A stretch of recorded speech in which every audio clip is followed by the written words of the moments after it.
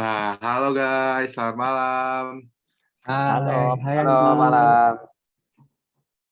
Gimana nih kabar kalian semua? Hmm, Gimana ya? Gimana ya? Gimana ya? Stres habis PAS susah banget Andi. Setuju banget banget. Hmm. Tapi menurut kalian penilaian PAS ini nih yang tahun 2022, rate kalian buat tingkat kesulitannya itu gimana nih? Apakah gampang menurut kalian pasnya kemarin? Pas fisika nih maksudnya. In general dulu semuanya, ya Oke, yang gimana? general. Oke. Gue paling Yang susah general ya, hmm, aduh gimana ya? biologi. Menurut gue sih Biologi. karena gue kurang mungkin karena gue kurang belajar aja ya, jadinya rasanya susah gitu lah. Harus biologi. Setuju. Setuju sih, Iya. agak lumayan ribet kemarin tuh hereditas. Tapi ya kalau dari gue pribadi kayaknya nggak terlalu gimana. Tapi justru kayak lebih ke fisika nggak sih yang kemarin tuh karena mapel pertama pas, terus kayak waktunya itu kemarin kekat, jadi kayak banyak soal-soal yang belum kejawab kalau dari gue sendiri. Kalian juga ngalamin nggak kemarin pas fisika? Iya. Iya sama. Hmm. Sama. Setuju banget. Terus soal-soalnya itu juga simbol-simbolnya kan aneh-aneh ya kemarin tuh. Iya, Jadi benar banget jadi itu. kita bingung cara ngerjainnya gimana gitu.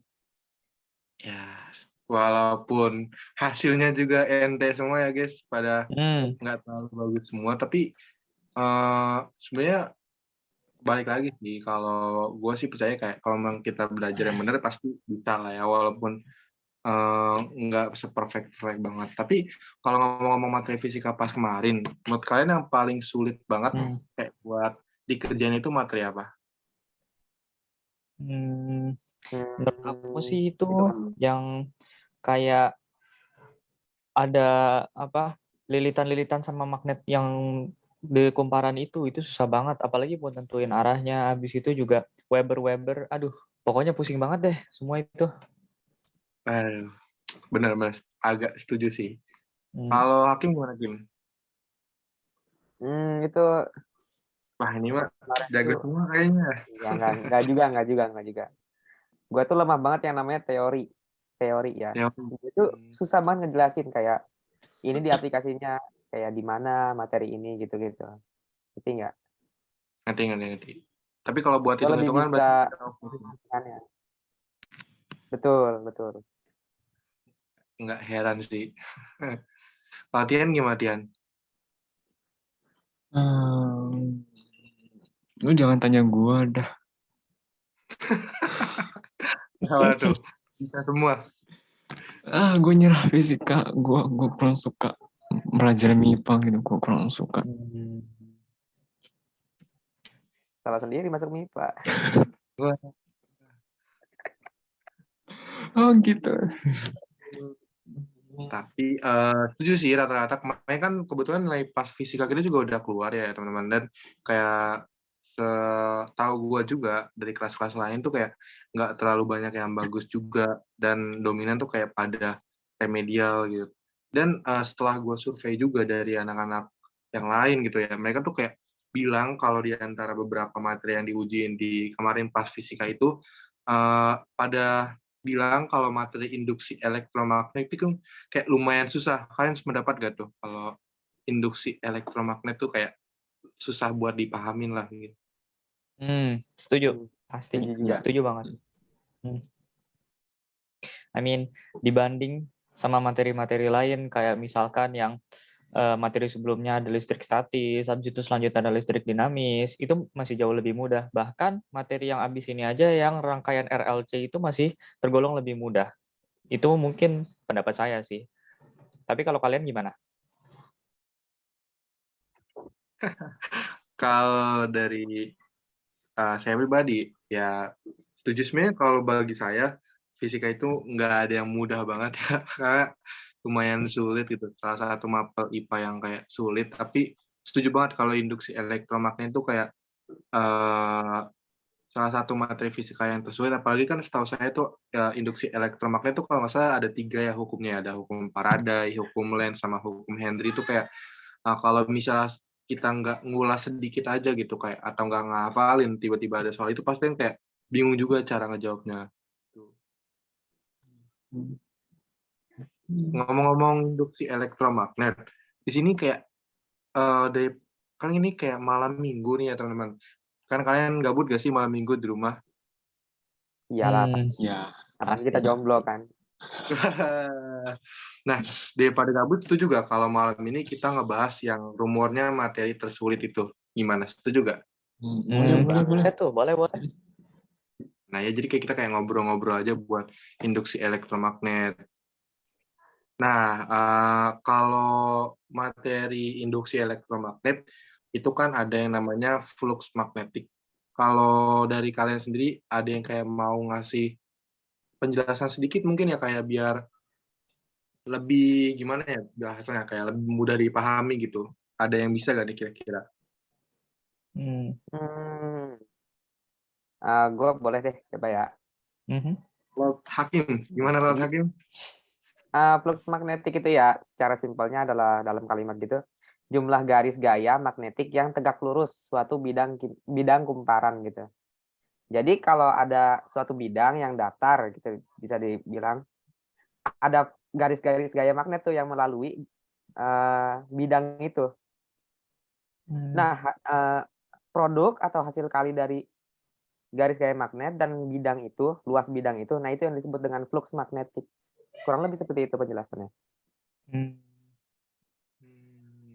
Paham. Tapi kalau berdasarkan pengertian itu, berarti rumusnya yang intinya banget tuh di flux magnetik itu ada apa aja, Kim? Kalau dalam kata-kata ya, flux magnetik itu disimbolkan dengan phi, kapital phi ya. Phi itu alfabet Yunani, dan itu adalah sama dengan A dikali B, di mana A itu adalah luas penampang, yaitu luas bidang kumparannya itu, dan B itu adalah besar dari gaya magnetnya.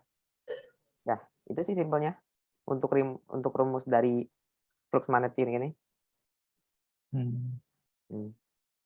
Mungkin bisa Luas ditulis. penampang itu harus meter kuadrat berarti ya kalau gitu, karena kan kita pakai satuan internasional, atau boleh pakai CM nih Kim, kira-kira? Nggak boleh, harus selalu SI ya, sistem internasional. Oke, paham.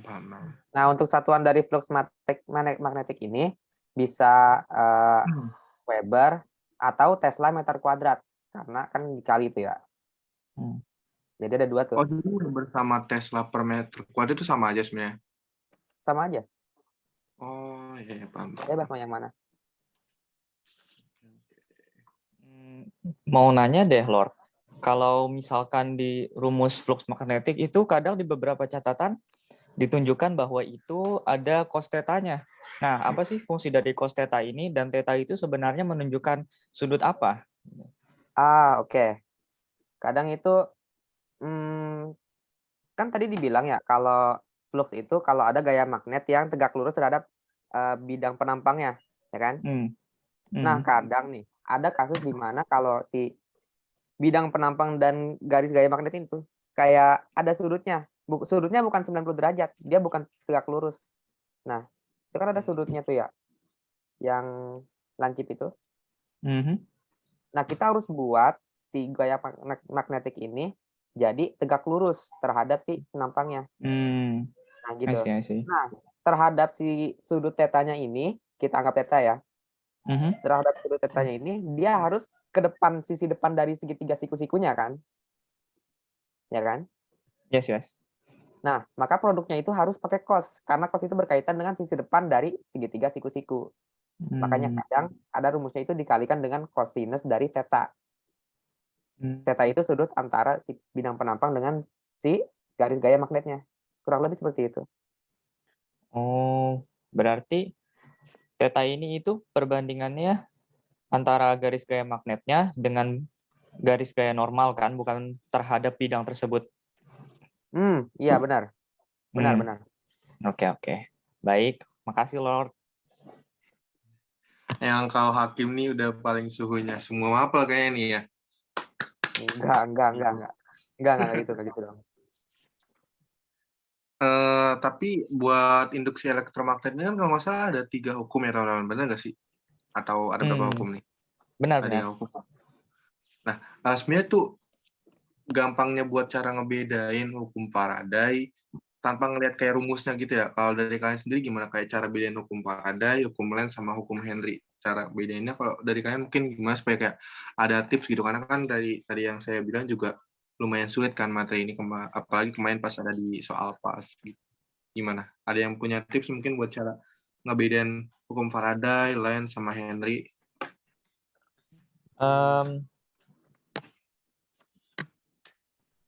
Mungkin kalau untuk perbedaannya, untuk hukum Lenz itu kan menurut hukum Lenz itu arah arus induksi yang terjadi dalam suatu penghantar sedemikian hingga menimbulkan medan magnet yang menentang penyebab perubahan magnet.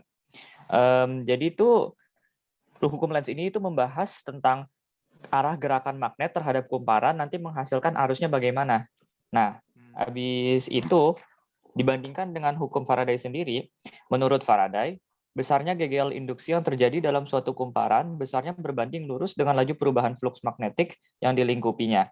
Jadi untuk yang hukum Lenz itu menyatakan arahnya, sedangkan untuk yang hukum Faraday itu lebih ke arah rumus GGL-nya, hasil yang listrik yang dihasilkan dari induksi elektromagnetik tersebut.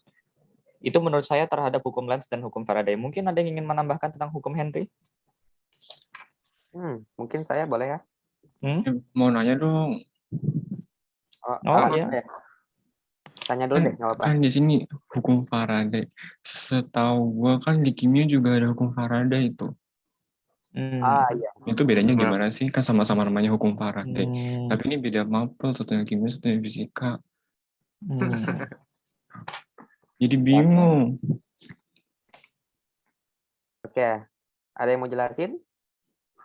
Terkait pertanyaan Tian ini? Boleh, coba saya jawab.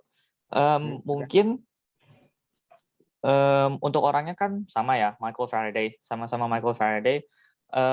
Seperti terkenalnya Isaac Newton dengan banyak-banyak penemuannya juga, Michael Faraday ini juga memiliki beberapa penemuan di bidang fisika maupun kimia. Nah, untuk di bidang kimia itu juga penemuan-penemuan dia itu berkaitan dengan muatan-muatan listrik juga, kolom-kolom kayak gitu. Dikaitkan dengan yang di fisika ini, di mana di bagian GGL induksi ini menyatakan bahwa hukum Faraday, besar GGL induksi terjadi dalam suatu kumparan, besarnya berbanding lurus dengan laju perubahan flux magnetik yang dilingkupinya. Jadi membahas tentang hasil GGL induksi atau voltase dari induksi elektromagnetik untuk di fisika. Kurang lebih begitu, Tian. Oh, oke. Ya deh. Oke. Silakan, Hakim. Terima kasih, Yuda. Kita lanjut ke hukum Henry ya. Oke. Hukum Henry itu sebenarnya itu rumus juga. Menyatakan rumus, cuman dia besarannya beda. Ya. Nah, kalau hukum Faraday itu kan dia rumusnya itu GGL induksi sama dengan jumlah kumparan dikali turunan dari flux magnetik terhadap waktu, ya kan? Nah, untuk si hukum Henry ini, besaran yang dipakai itu adalah induktansi diri. Induktansi diri daripada sistem itu dikali dengan turunan besar kuat arus terhadap waktu. Bisa dipahami nggak tuh? Bisa. Tapi Kim, Yud sama Tian, kan ini gue sempat baca-baca lah ya dari buku les sama buku catatan sekolah gitu ya. Kan di rumusnya itu kayak misalnya buat GGL induksi sama induktansi itu kayak misalnya GGL induksi deh, min N dikali delta flux per delta T. Nah mau nanya deh, kenapa harus ada min N? Maksudnya tanda minnya sih lebih tepatnya. Kenapa nggak N aja? Masih bingung sih di situ. Sebenarnya itu hanya apa ya, penentuan arah aja sih. Jadi kayak kalau di akhirnya kita ketemunya jawabannya itu negatif, ya tinggal kita buat jadi positif aja gitu. Gimana kalau kita ketemunya negatif? Ya, dimasukin ke rumus nih dari soalnya gitu. Kita masukin ke rumus, ketemunya negatif nih. tinggal ilangin aja. Oh, berarti dia berlawanan arah sama dari apa yang kita hitung itu. Kurang lebih seperti itu. Jadi kayak sebenarnya nggak ada pengaruhnya si negatif ini. Berarti buat kayak penentuan arah doang aja sebenarnya ya? Arah dari arusnya. Gagal induksinya, sorry. Oke. Berarti kayak tadi kita udah ngomongin secara umumnya sih ya, kayak tadi hukum Faraday, Lenz, sama Henry. Nah, kalian ada yang tahu gak sih kayak tentang penerapan hukum Faraday gitu? Mungkin ada yang pernah baca. Ada gak? Atau ada yang paham mungkin penerapan hukum Faraday? Tian mungkin paham, Tian? Kan dibilangin, jangan tanya gue masalah fisika. Gue nggak bisa. Kalau tanya-tanya kimia boleh deh aja. Ya, tapi kan tema malam ini tuh kita membahas soal keluh kesah pas kemarin nih ya. Kim mungkin paham juga Kim buat penerapan hukum Faraday. Aduh, seperti bilang tadi di awal ya, gue itu paling lemah sama namanya teori penerapan di mananya, aplikasi di mana itu lemah banget. Berarti kurang ngerti juga ya buat materi ini ya, apa yang penerapan hukum Faraday. Iya, teorinya gue masih kurang sih, jujur aja. Oke, nggak apa-apa. Wajar, nggak ada yang sempurna manusia Kim. Bener banget. Yud, gimana Yud? Apa ngerti? Untuk penerapan mungkin bisa izin menjelaskan sedikit, lebih tepatnya sih ke pengaplikasiannya, yaitu prinsip generator. Nah, untuk setiap generator juga, misalkan kan ada PLT itu banyak pembangkit listrik, tenaga air, tenaga uap, tenaga angin, tenaga nuklir, dan lain-lain. Itu semua walaupun nama-namanya beda, itu cuma berdasarkan sumbernya aja. Di akhirnya juga mereka itu tugasnya untuk memutar sebuah kumparan yang dilalui oleh magnet besar ini nantinya akan menghasilkan listrik. Jadi tujuan dari sumber-sumbernya tersebut itu cuma buat menggerakkan putaran generatornya aja. Misalkan untuk PLTA itu menggunakan yang kayak power wheel gitu yang roda air yang nantinya kena air, habis itu berputar rodanya nanti menggerakkan kumparannya. Untuk angin nanti menggunakan turbin dan lain-lain. Nah, kenapa kita perlu muterin kumparan ini sih? Nah, kan kita sudah tahu tadi di hukum Faraday itu dia rumusnya gagal induksi sama dengan kumparan dikali diferensial flux per diferensial waktu. Jadi itu dia membahas tentang adanya perubahan flux magnetik. Nah, perubahan flux magnetik, kita tahu bahwa flux magnetik itu adalah garis gaya yang melalui suatu bidang. Nah, bidang ini itu yang kita sebut dengan kumparan yang nanti diputar di generatornya itu. Itu yang nanti diputar. Dan makanya semakin cepat putarannya, waktunya kan semakin kecil tuh. Makanya nanti induksi yang dihasilkan juga makin besar. Nah, itu mungkin gimana cara penerapan hukum Faraday ke dalam sebuah alat yang biasa kita dengar, yaitu generator. Kurang lebih. Oke. Wah, but thank you, Yud.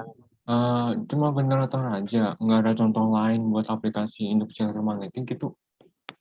Oh, oke. Izin jawab juga ya, setahu gua. Kebetulan kan tadi baru banget pulang les nih. Di situ tuh kayak lumayan diajarin juga. Bukan diajarin sih, tadi lagi ngulas pertanyaan PAS gitu dari sekolah lain.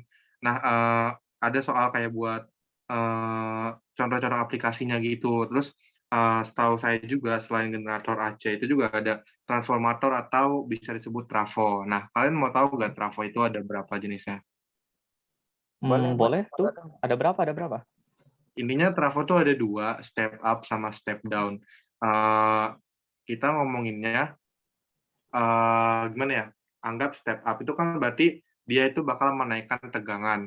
Berarti nanti di trafo ini kita mengenal ada tegangan primer sama tegangan sekunder. Primer itu ibaratkan 1, sekunder itu misalnya 2, kayak buat cara logika aja. Ini kayak dari saya sendiri sih, bukan kayak teori. Misalnya step up itu kan buat menaikkan tegangan.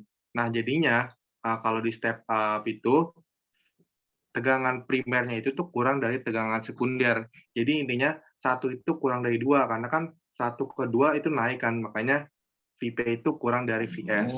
Kalau buat logikanya kayak paham gitu. Nah, ada yang kedua itu step down. Travel step down itu kebalikannya dari step up buat menurunkan tegangan.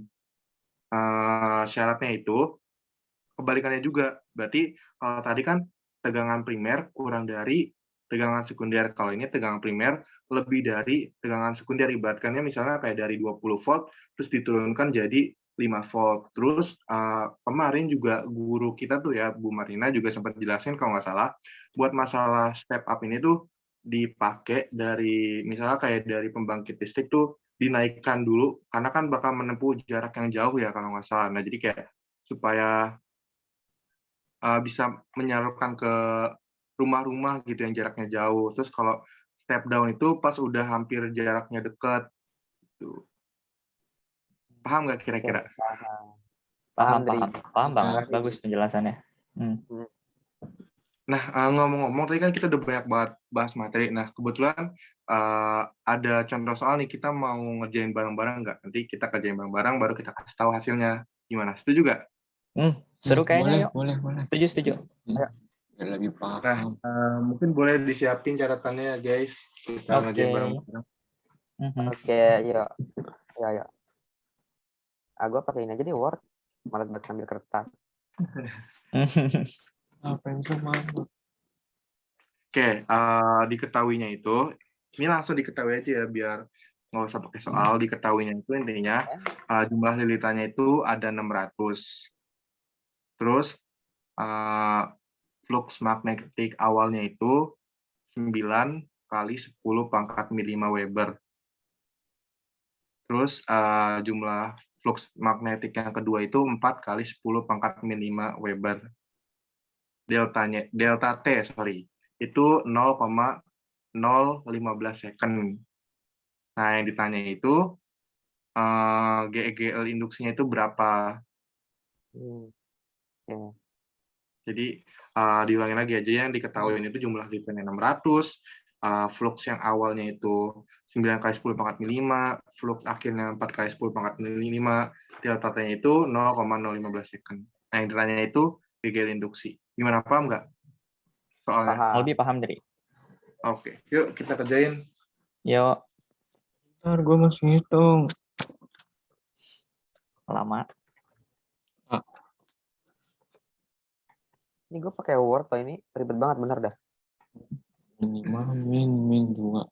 Berarti min 5 plus 2. Mendingan bikin novel aja sekalian gue. Cosplay Bendo. Iya. 600. Jadi 6 kali 5 kan 30. 1 dikali. Oke, gue ketemu. Susan. Kece banget. Berapa game dapatnya? Ini, gue dapatnya 20 volt. Coba kalian 20. Berapa? Kok beda? Gue barusan nemu. Gue dapatnya 0,2 volt. Lah, cepet banget nih hitungnya kalian. Wait, bentar lagi nih. 0,2 jadi 200 jadi 0,2. 20, sorry. 20 jadi 0,2 gimana dah? Udah selesai nih. Gue dapatnya 2 volt malah. Lah, sama-sama itu gue juga dapatnya 2 volt. Waduh, gimana nih kalian kok bisa beda jawabannya? Salah. Taruh gue salah gimana? Kayaknya pakai pangkatnya gimana ya salah? Gue nggak ngerti.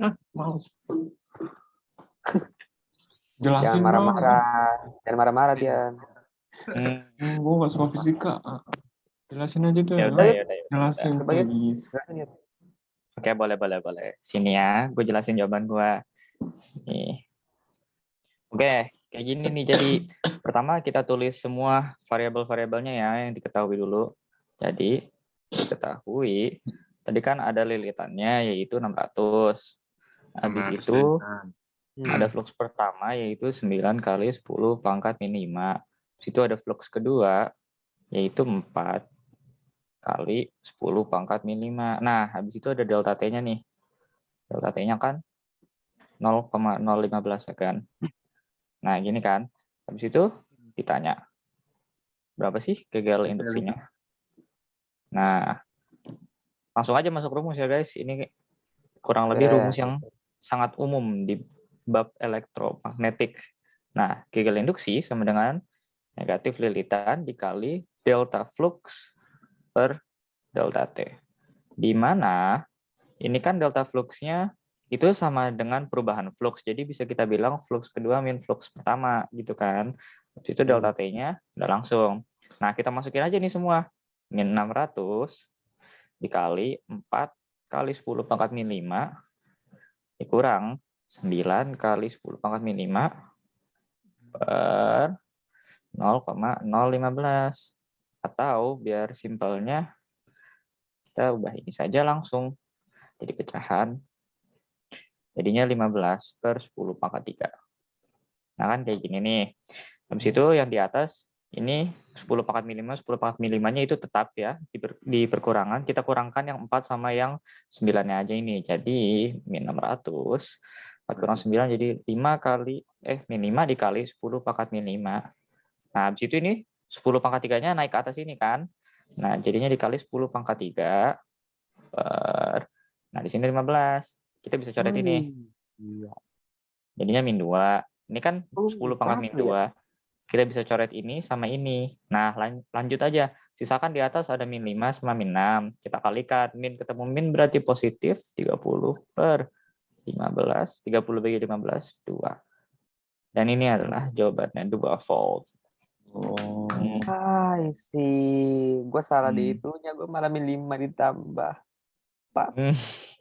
Aduh. Kalau Tian kok sesatnya jauh banget, kenapa ya? Gak salah. Gue mau bikin pecahan itu 15 plus 10 pangkat 3, tapi gue salah jadinya 15 plus 10 pangkat 2. Ya. Gue lupa. Aduh. Gue kurang teliti. Nah, baru satu soal aja kita udah banyak banget yang beda jawabannya. Kayak gimana kalau pas kemarin tuh kayak dicampur ada induksi elektromagnet, listrik statis, dinamis ya dan semuanya lah. Makanya nggak heran kemarin pas fisika nilainya kayak nggak terlalu bagus-bagus banget karena yang pertama materinya lumayan susah, terus juga waktunya kekat kemarin kan. Nah, sekarang tuh udah jam 11 malam ternyata guys, kayak udah lumayan malam banget waktunya istirahat sih ya kayaknya. Nah, kapan-kapan sih kayak kita perlu banget lagi nggak sih buat ngadain Zoom kayak gini. Jadi pas sebelum kita istirahat buat lanjut belajar besok, kita kayak mungkin ngobrol-ngobrol tentang materi gitu. Apalagi kan bentar lagi kita UTBK, jadi bisa banget nggak sih buat gunain media Zoom ini buat belajar bareng-bareng. Setuju nggak kalau next kita bakal belajar UTBK bareng-bareng? Setuju banget, pasti. Lah, masa enggak? Ambis. Ambis klub dasar. Aduh, thank you ya semua ya, sumpah ini. Karena udah malam banget, berarti besok kita lanjut. Bukan, berarti besok masih minggu, berarti lusa hari Senin kita lanjut lagi, dan Senin pas banget ada pelajaran fisika, kita ketemu sama fisika lagi. Kenapa harus fisika? Harus banget ketemu fisika. Asal bukan biologi sih, nggak apa-apa. Asal bukan biologi. Biologi pusing banget. Bacaan semua. Pusing. Oke. Karena udah malam juga ya teman-teman, thank you banget udah mau sharing bareng-bareng. Semoga kita ke depannya bisa sharing bareng-bareng dan menuju UI bareng-bareng. Amin. Oke, thank you semuanya. Dadah. Thank you juga. Dadah.